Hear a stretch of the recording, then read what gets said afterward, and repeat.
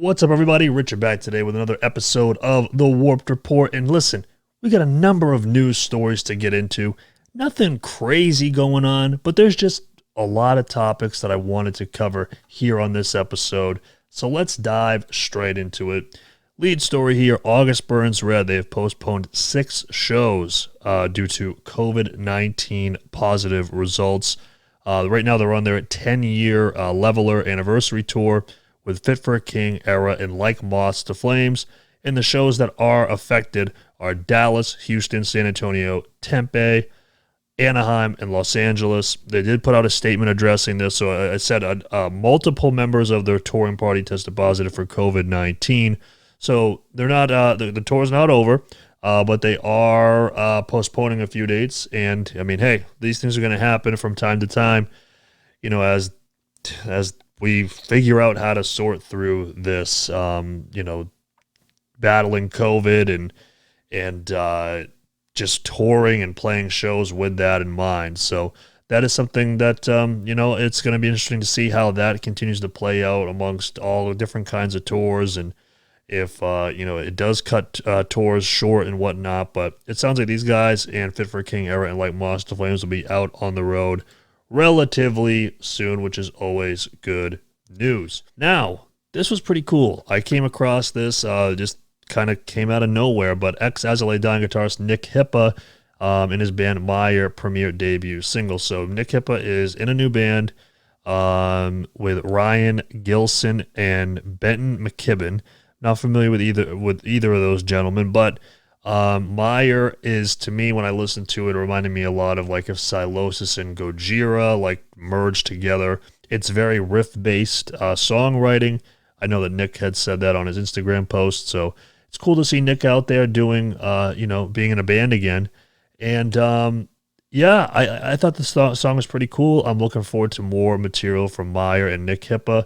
I'm always going to be a fan of his, even if he's not in 𝗧𝗪𝗪 𝗪𝗘𝗪, of course. So that's always really, really cool to see. And next up, this one was cool. This happened just before I started recording this. Era has announced a new version of Vanish Canvas featuring Courtney LaPlante of Spiritbox. Vanish Canvas is already kind of a more softer kind of track, so adding Courtney's touch onto that will definitely make the song that much more interesting and cool. I was a very big fan of Vanish Canvas, very emotional track, and I think Courtney will do a great job, adding on to that for sure. But going from soft to heavy, Shadow of Intent have announced their newest record and premiere a new track in video. Their new track, From Ruin We Rise. I mean, it's just heavy. I mean, these guys just do like a symphonic-y kind of death metal very, very well. And as you see here, the new album is called Elegy, and they're releasing it on January 14th, 2022 via Blood Blast Distribution, which is like a subsidiary of Nuclear Blast, and they kind of just handle, digital distribution.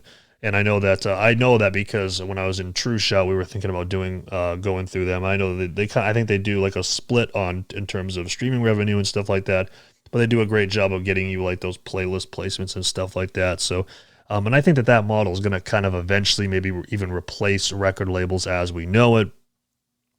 But we have 13 tracks here. I know that Phil Bozeman is actually going to be featured on this, and Chuck Billy from Testament, which is going to be very, very interesting. So Shadow of Intent, new record at the beginning of 2022. 13 tracks. I'm sure it's going to be heavy as all hell. Speaking of new announcements, Volumes tweeted out, there is some strong energy brewing in the air. Feels like the moment we've all been waiting for is going to happen this week. So the moment we've all been waiting for, to me, that sounds like they're going to be announcing an album, probably partnered with a single, but it sounds like we're going to be getting a new Volumes album here pretty soon. Like the moment that we've all been waiting for, I think that to me tells me it's going to be an album. I can't imagine that they would say that just about a single, considering that they just released a single, sort of recently. So I definitely think we're going to be getting an album. But another band that I've been waiting for to release an album is Veil of Maya, and Alan Harrington over on Twitter, who's not, one of these news outlets or whatever, but this guy definitely knows what he's talking about. He's found these here, some leaks here from 𝗧𝗪𝗪.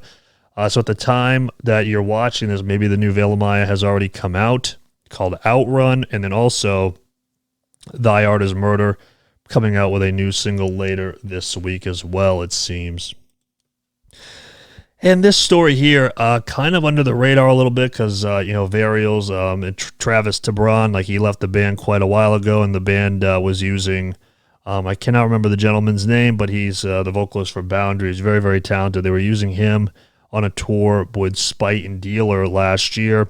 But it seems like now they're just going to use one of their guitar players, Mitchell Rogers, who's going to be the new vocalist of Varials, and he was in action at Furnace Fest, so that's a pretty cool way to kind of get started with that.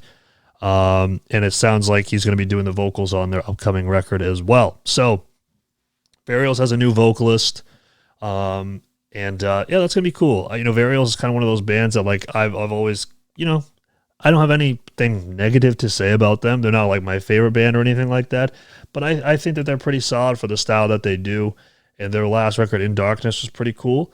So it's cool to see them. They have a new vocalist, and they're back at it. So that's, I think they're a 4-piece now, so great for them. And lastly, I wanted to talk about the new Wage War record because I love me some Wage War. And I'm here to tell you that I think that this new album is their best work yet. Yes, I think it's better than Blueprints. Yes, I think it's better than Deadweight. And of course, if I'm already saying that, that I'm going to say it's better than Pressure. Although I do think Pressure gets a little bit of unnecessary flack. But with Manic, man, like I thought that this album here, my 3 favorite songs were Manic, Death Roll, and High Horse. High Horse, of course, being the very first single off of the album. But Manic was a totally different feel for the band that we're not used to hearing, with some hip-hop beats, some trap beats, some spoken word, some trap-style vocals, some rapping in there. Cool breakdown. I know that a lot of people say that it kind of sounds like the low New Faces in the Dark breakdown. But, I thought the breakdown was really, really cool for the song. I thought that the song itself was very different from what Wage War does, while also having an accessible formula with a cool chorus, being heavy, with a lead riff that was super hooky. Like I loved that riff. And then with Death Roll, you get those pinch harmonic riffs, which are just super intoxicating. I know that a lot of people point to After the Burial, but listen, After the Burial is not the only band to ever do pinch harmonics. They're just not. And I thought that was a really cool touch. And then Death Roll, they had a solo in there. That song was just heavy as hell. High Horse is just an energy booster all the way through. I think that these guys did a really fantastic job. The record started off with Relapse, which was a nice, heavy, kind of energetic song right out of the gate. I loved Teeth as well. There really wasn't a track on this record that I really wasn't into. Like, I just thought that from front to back, the record was rock solid. I mean, there were some songs like Never Said Goodbye, a little softer track. But I enjoyed it. There's just some that I enjoyed more than others, but there was no songs that I listened to where I was like, oh man, like this is just not a good song at all. But Wage War is known for that. The Wage War always puts out really, really good music. And this album, I believe, was 11 tracks, just over 35 minutes long. So they're keeping those songs short.